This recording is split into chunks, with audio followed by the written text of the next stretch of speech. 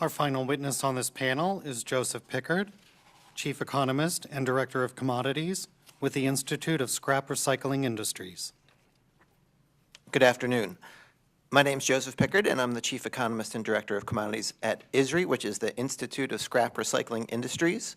It's an honor and a pleasure to be able to provide you with information about how global steel market developments are impacting the ferrous scrap recycling industry, which serves as the first link in the global manufacturing supply chain and is the most important raw material supplier to the U.S. steel industry.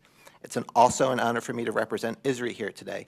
ISRI is the world's largest trade association of for-profit recyclers, with 1,600 predominantly small and medium-sized member companies operating at over 3,000 locations in the United States and globally, who process, broker, and consume the entire range of scrap commodities.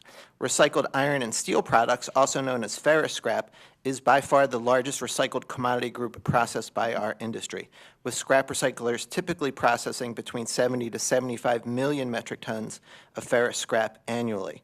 According to the U.S. Geological Survey, the total value of ferrous scrap processed in the United States in 2014 was just over $26 billion, but by 2015, USG reports that figure had declined to just over $18 billion as scrap prices and volumes declined due to a range of domestic and global market factors.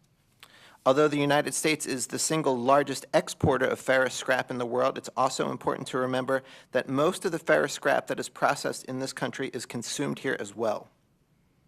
The United States is by far our industry's most important market.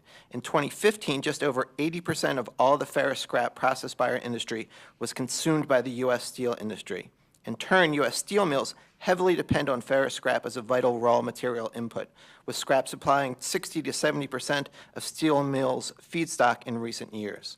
So the health of the U.S. steel and scrap industries are very closely intertwined. In contrast to the United States, ferrous scrap accounted for just 11% of raw material supply for steel producers in China in 2014. For now, the vast amount of steel produced in China is made from iron ore and primary materials, not from ferrous scrap.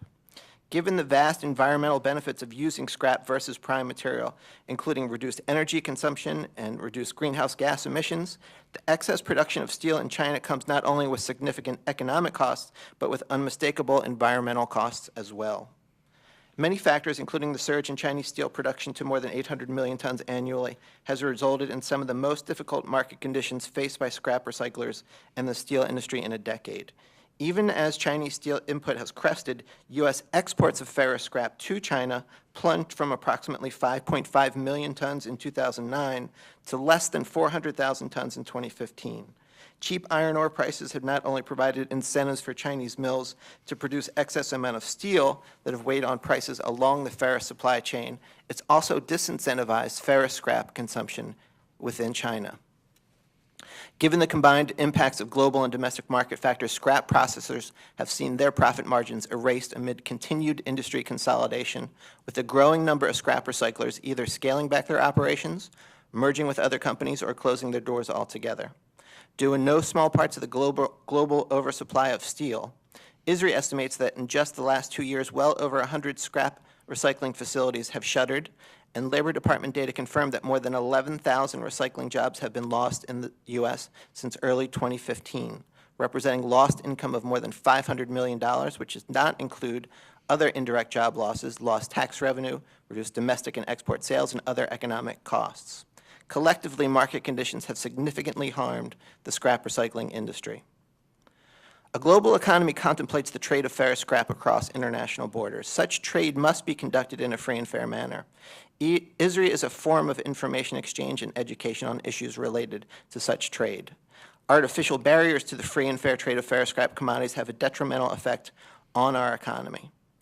The global ferrous scrap market is one of the purest examples of supply and demand economics. Any attempt to artificially alter that cycle will at best do no good. Instead, history indicates that it can do unanticipated harm. It's also consistent with ISRI's policy to raise documented unfair or illegal trade practices with the appropriate government agency. ISRI and its members are well aware of the state of the crisis impacting the U.S. steel industry.